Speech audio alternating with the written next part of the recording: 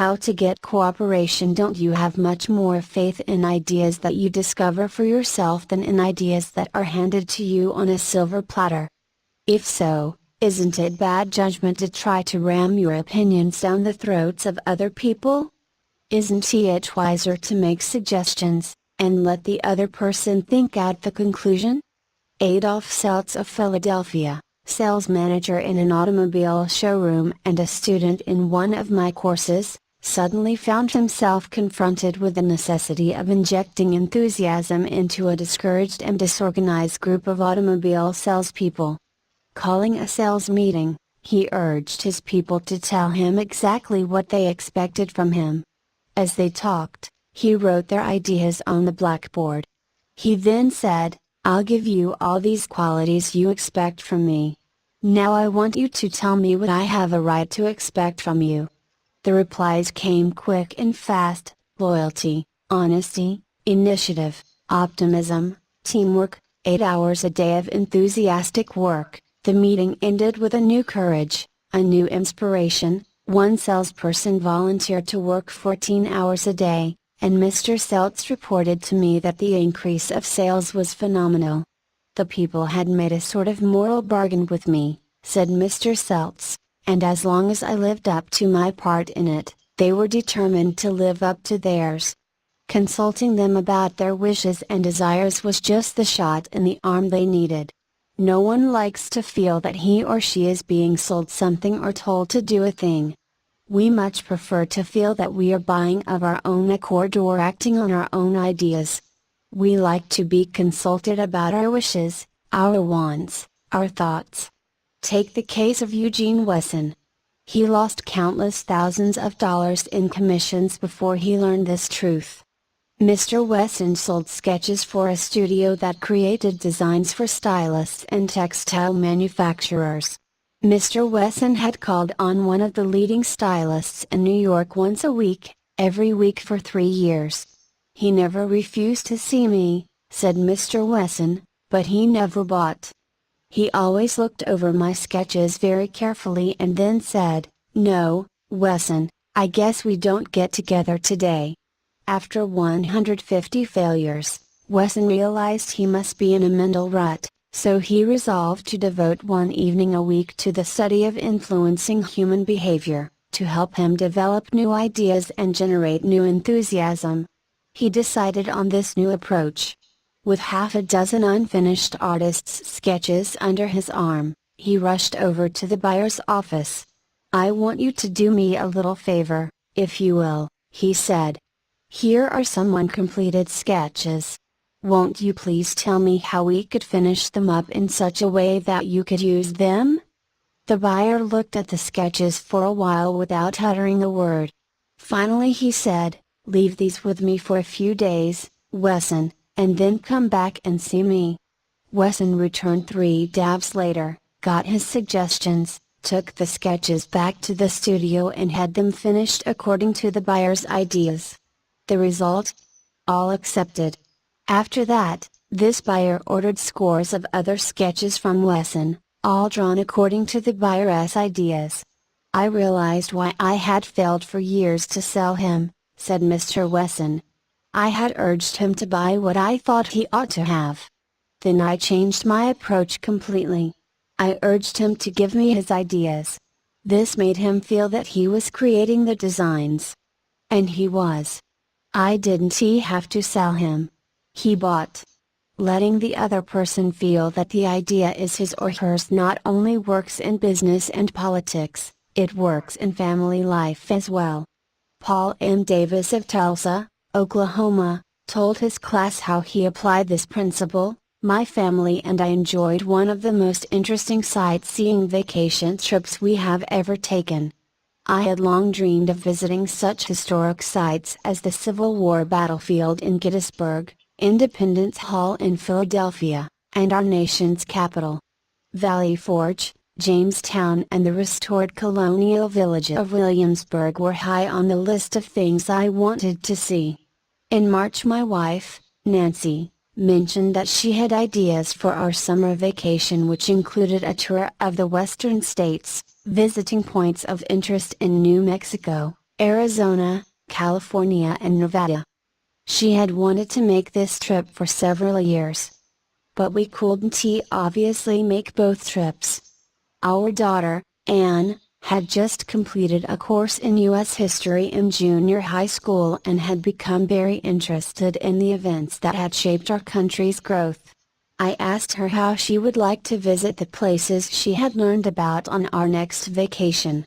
She said she would love to. 2 evenings later, as we sat around the dinner table, Nancy announced that if we all agreed, the summer's vacation would be to the eastern states, that it would be a great trip for Anne and thrilling for all of us. We all concurred. This same psychology was used by an X-ray manufacturer to sell his equipment to one of the largest hospitals in Brooklyn. This hospital was building an addition and preparing to equip it with the finest X-ray department in America. Dr. L, who was in charge of the X-ray department, was overwhelmed with sales representatives, each caroling the praises of his own company's equipment. One manufacturer, however, was more skillful. He knew far more about handling human nature than the others did. He wrote a letter something like this: "Our factory has recently completed a new line of X-ray equipment. The first shipment of these machines has just arrived at our office. They are not perfect. We know that, and we want to improve them. So we should be deeply obligated to you if you could find time to look them over and give us your ideas about how they can be made more serviceable to your profession.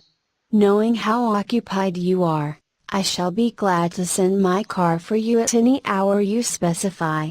I was surprised to get that letter, Dr. L said as he related the incident before the class. I was both surprised and complimented. I had never had an X-ray manufacturer seeking my advice before. It made me feel important. I was busy every night that week, but I canceled a dinner appointment in order to look over the equipment. The more I studied it, the more I discovered for myself how much I liked it. Nobody had tried to sell it to me. I felt that the idea of buying that equipment for the hospital was my own. I sold myself on its superior qualities and ordered it installed. Ralph Waldo Emerson in his essay Self-Reliance stated, "In every work of genius we recognize our own rejected thoughts, they come back to us with a certain alienated majesty." Colonel Edward M. House wielded an enormous influence in national and international affairs while Woodrow Wilson occupied the White House. Wilson leaned upon Colonel House for secret counsel and advice more than he did upon even members of his own cabinet. What method did the Colonel use in influencing the President?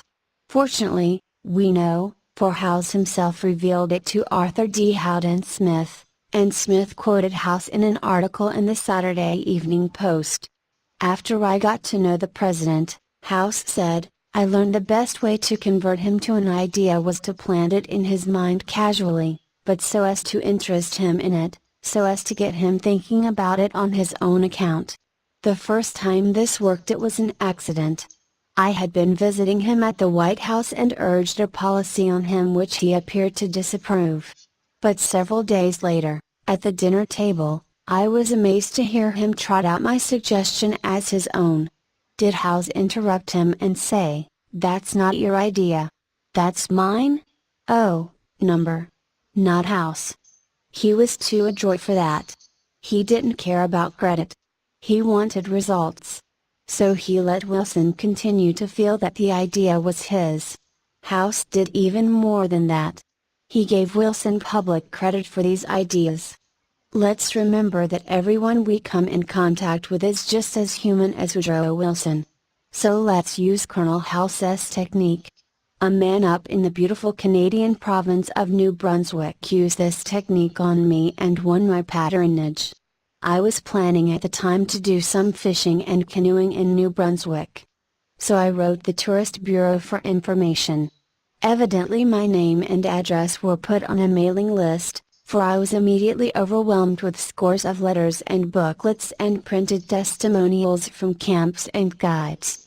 I was bewildered. I didn't know which to choose.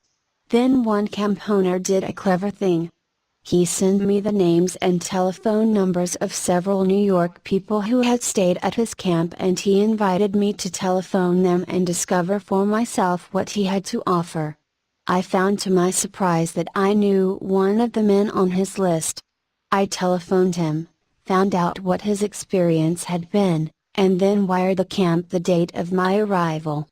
The others had been trying to sell me on their service, but one let me sell myself. That organization won.